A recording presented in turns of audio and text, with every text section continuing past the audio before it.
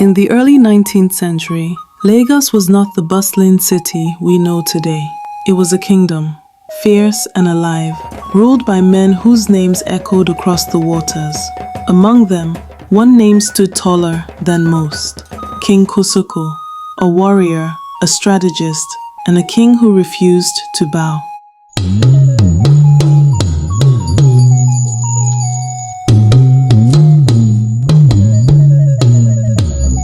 He was not just a ruler, he was a warrior, a visionary, and a man whose life was wrapped in intrigue, betrayal, and resilience.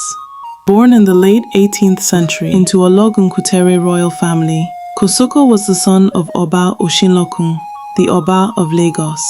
From his youth, he was groomed in the arts of leadership and war. But fate, cruel and cunning, dealt him a heavy hand. His father's death opened the gates of rivalry. Lagos was not a land of quiet succession. It was a throne bathed in suspicion, politics, and blood.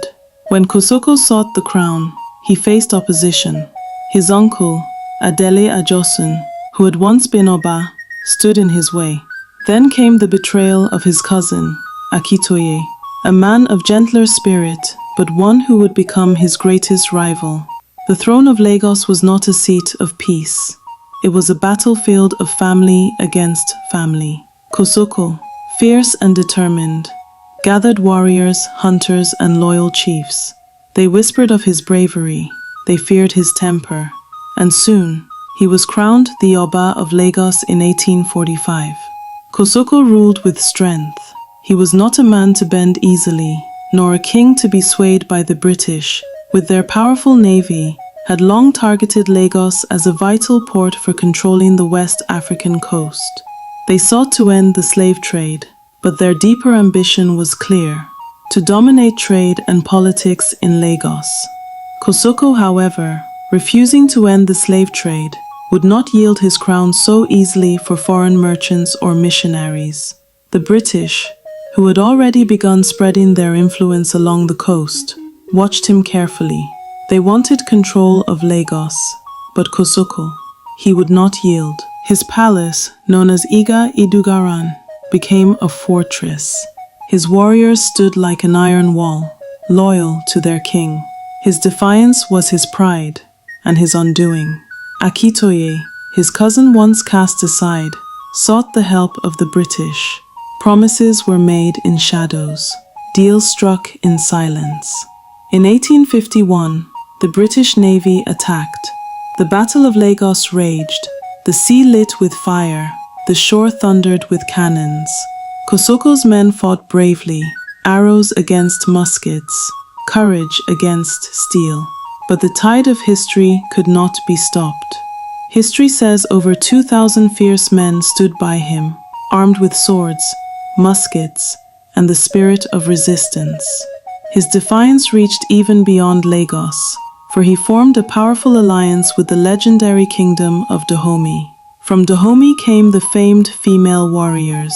Together, they stood as a wall against foreign domination, and the battle that followed would shake Lagos forever. The British Navy arrived with their mighty warships, armed with cannons, fire, and strategy. But King Kosoko and his men fought bravely. For days, the lagoon turned red with the struggle. Lagos against Britain, tradition against empire. Houses burned, the palace walls trembled, but Kosoko's spirit did not break. After days of brutal bombardment, Lagos fell. Kosoko was forced to retreat. Kosoko, the king of fire and iron, was forced to flee to Epe, where he rebuilt his strength, and later continued his fight in exile. His enemies called it defeat, but his people remembered it as resistance. From Epe, his hand still reached into the bustling markets of Palma and Lekki, where the slave trade thrived under his command. Though he would never again sit on the throne of Lagos, his shadow loomed large over the kingdom. In exile, he was not broken. He remained a leader, a symbol of defiance against foreign rule. In 1863, Kosoko made a dramatic return to Lagos and settled in Ireko. The same year, a pivotal movement unfolded. Kosoko signed the Treaty of Lagos with the British colonial government. This treaty marked a turning point. Kosoko formally ceded his authority and influence, acknowledging colonial control over Lagos. In time, the British realized his power. He was later granted the title of Oloja of Ereko, a recognition of his enduring authority, though far from the throne he once held.